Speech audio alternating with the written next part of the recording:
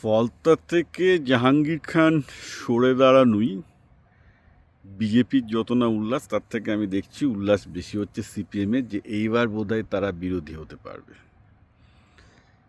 তো একটা কথা আমি মনে করিয়ে দিই, সিপিএম যে লজিকটা আজকে দিচ্ছে যে যে অঞ্চল থেকে তারা 7 লাখ ভোটে জিতেছিল, আজকে সেই অঞ্চলে তারা দাঁড়ানোরও সাহস রাখে না, এটা তো সিপিএমের ক্ষেত্রেও প্রযোজ্য।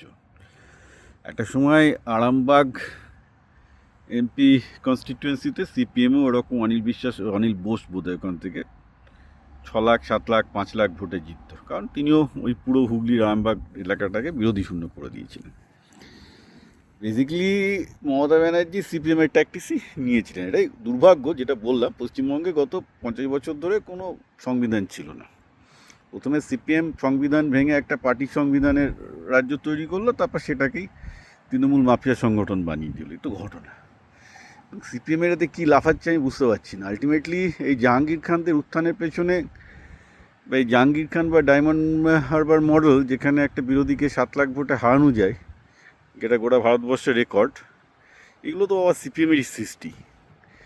নিজেদের পাপের দায়ভার তারা নেবে না। নিজেদের পাপের দায়ভার না নিয়ে শুধুমাত্র টিএমসির গায়ে বন্দুক লাগতে তো হবে না।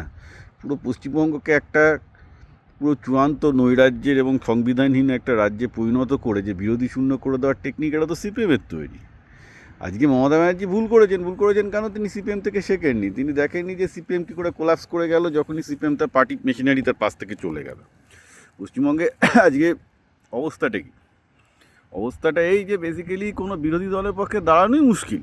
এমনভাবে পার্টি প্রশাসনকে কাজে লাগিয়ে লোকজনকে ভয় দেখিয়ে রাখানো হতো, সেটা সিপিএমের আমলেও হতো, তৃণমূলের আমলেও হতো, যে বেসিক্যালি বিরোধী পক্ষ দাঁড়াতেই পায় না। সেটা হচ্ছে ডায়মন্ড হারবার মডেল। তো ফলে তৃণমূলেরও ক্ষমতার সোর্স হচ্ছে পুলিশ অ্যাডমিনিস্ট্রেশন, সিপিএমেরও ক্ষমতার সোর্স ছিল পুলিশ অ্যাডমিনিস্ট্রেশন। সেটা তো এখন সিপিএমের রেজাল্টেই বোঝা যাচ্ছে যে সিপিএমের অ্যাকচুয়াল, কারণ নাহলে পরপর সিপিএমের যদি ধরে নিন যে সত্যি কিছু বেস থাকতো, তাহলে তো গত 3টে বা 4টে ইলেকশানে সিপিএম একটা দুটো হলেও সিট, মানে অন্তত তার একটা সিগনিফিক্যান্ট কিছু বেস থাকতো, সেসব তো আমরা কেউ দেখতে পাচ্ছি না, রাইট?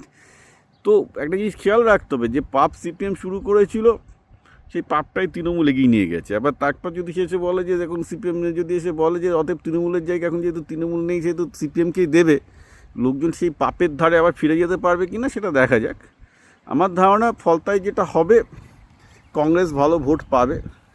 এই নয় যে কংগ্রেসও মস্তান গুন্ডামো করেনি, তবে যে কংগ্রেস এইভাবে যেভাবে মানে সিপিএম বা তৃণমূল ক্ষমতা কুক্ষিগত করেছিল, সেটা তো কংগ্রেস করেনি কোনো দিন। তা আশা করা যায়, দেখা যাক ফলতাতে কী রেজাল্ট হয়। আমার ধারণা যে কংগ্রেস সেখানে ভালো করার স্কোপ আছে, কারণ তৃণমূলের কর্মীরা যদি তৃণমূলে ভোট দিতে না পারে, তারা একসময় সিপিএমের হাতে মার খেয়েছিল। অতএব সেই ভোট বেস সিপিএমের ট্রান্সফার না হয়ে কংগ্রেসে ট্রান্সফার হওয়ার সম্ভাবনাই সবচেয়ে বেশি। সুতরাং দেখা যাক কী হবে, হতেও পারে নাও হতে পারে, this is an assumption. But মানে যে পাপ সিপিএম শুরু করেছিল, সে একই পাপের জন্য তুই পাপি, এক পাপি যদি অন্য পাপিকে বলে তুই পাপি, এটা বড় হাস্যকর লাগে।